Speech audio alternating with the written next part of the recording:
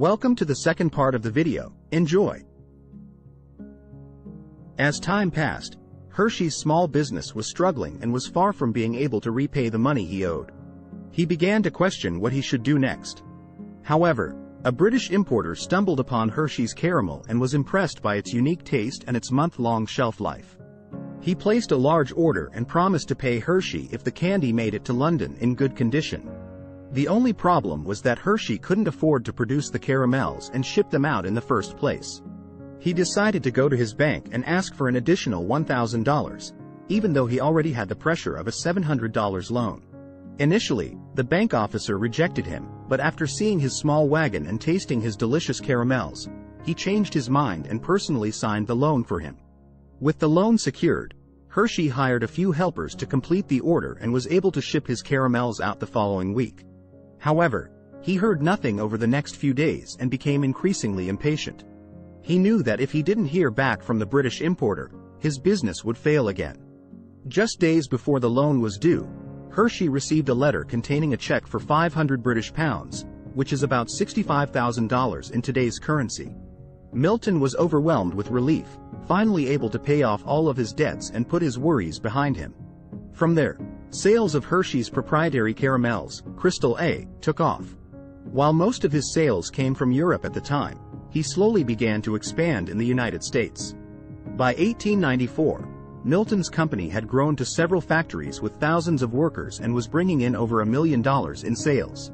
He became one of the richest and most respected men in Lancaster.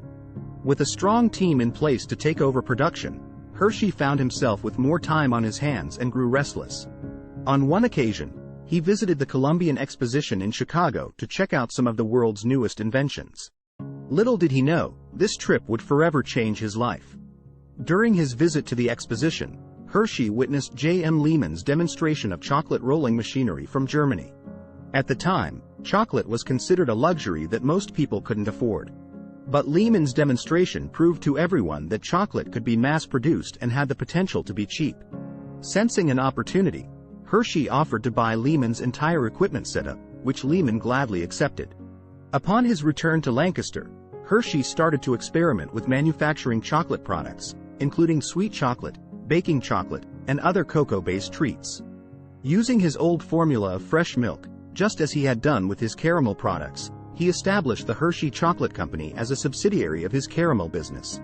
His chocolate products were well received, and Hershey continued to add more varieties to his collection, offering over 100 different products.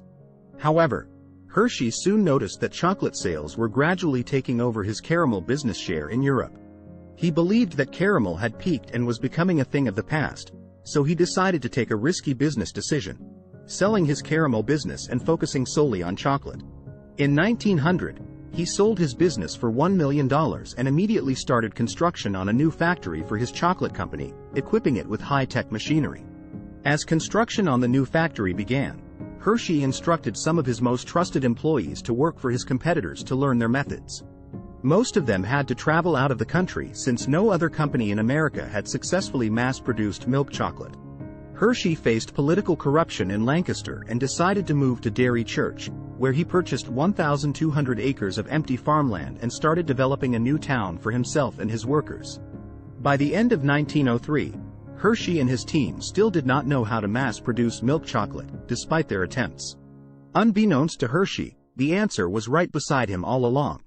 He hired Johnny Schmalbeck, a previous employee from his caramel business in Lancaster, who found a way to warm and condense milk without burning it, creating a mild-tasting milk chocolate that could be stored for months without spoiling.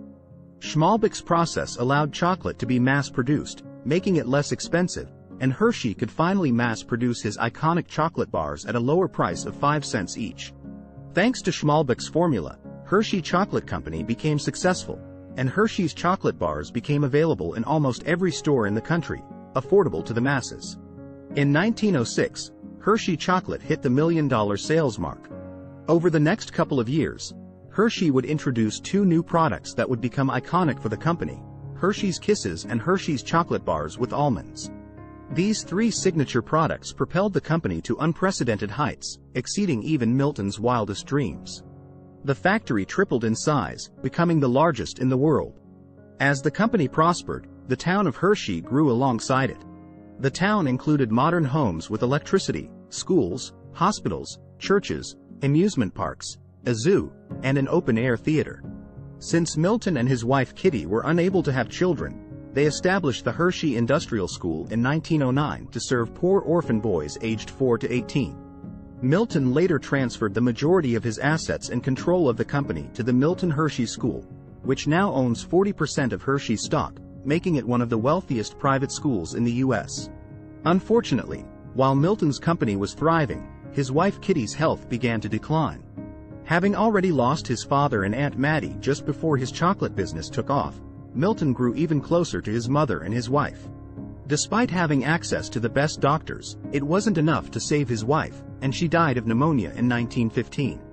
After her passing, Hershey threw himself into his work to cope with his loss.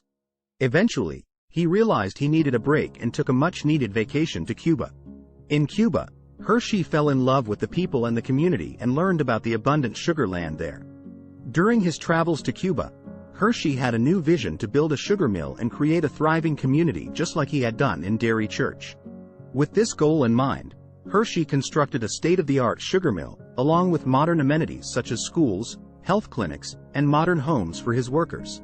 This investment allowed Hershey to not only bring fresh milk from Dairy Church, but also export sugar at an affordable price. When the First World War erupted in 1914, sugar became scarce and expensive.